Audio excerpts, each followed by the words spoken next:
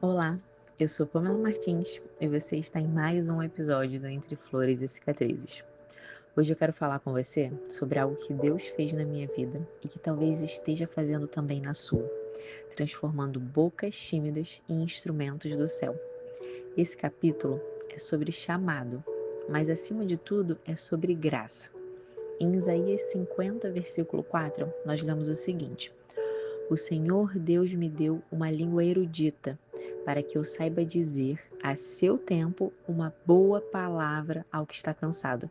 E por muito tempo eu achei que o meu dom era pequeno demais, que as minhas palavras não tocariam ninguém, que o que eu escrevia era simples, fraco ou insignificante demais para ser usado por Deus. Mas Deus tem um jeito curioso de escolher os seus instrumentos.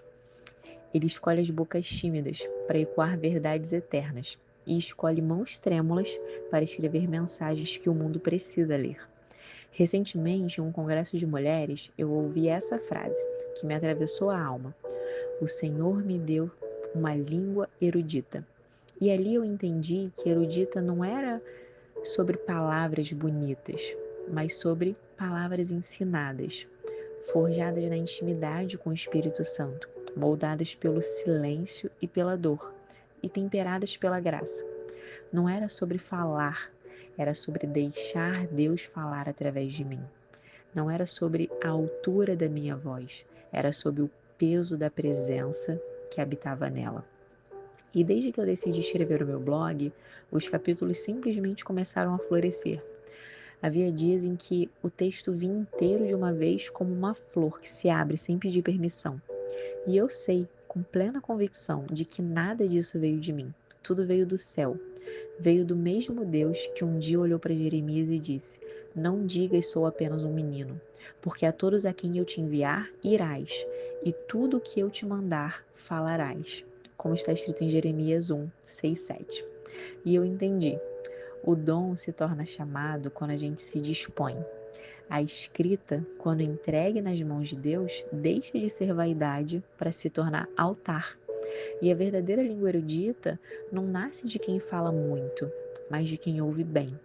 E quantas vezes Deus te usou para consolar alguém e você nem sequer percebeu que estava sendo resposta de oração? Quantas mensagens você enviou, quantos áudios, quantos abraços, quantos simples bom dias foram sem que você soubesse o bálsamo de Isaías 54 na vida de alguém. E essa é a verdadeira eloquência. Não a que impressiona, mas a que alcança. Porque o verbo mais bonito é o que traz descanso. E o verdadeiro dom de falar nasce de quem aprendeu primeiro a ouvir aquele que fala em silêncio. Então hoje, como reflexão final, peça a Deus que afine a sua voz. Não para que ela seja mais alta, mas para que ela seja mais útil. Que cada palavra seja ponte e não muro, bálsamo e não lâmina.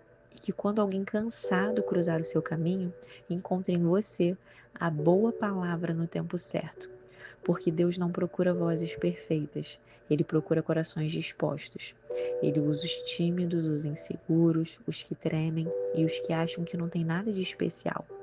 E talvez você ache que as suas palavras são simples demais, mas quando nascem da obediência, elas carregam o poder de transformar destinos. Então abra sua boca, escreva, declare e veja o que o céu é capaz de fazer através de quem simplesmente diz: Eis-me aqui, Senhor. E se você quiser ler esse capítulo completo ou acompanhar as próximas sementes do que Deus tem plantado por aqui, é só acessar o meu blog, floresdascicatrizes.com.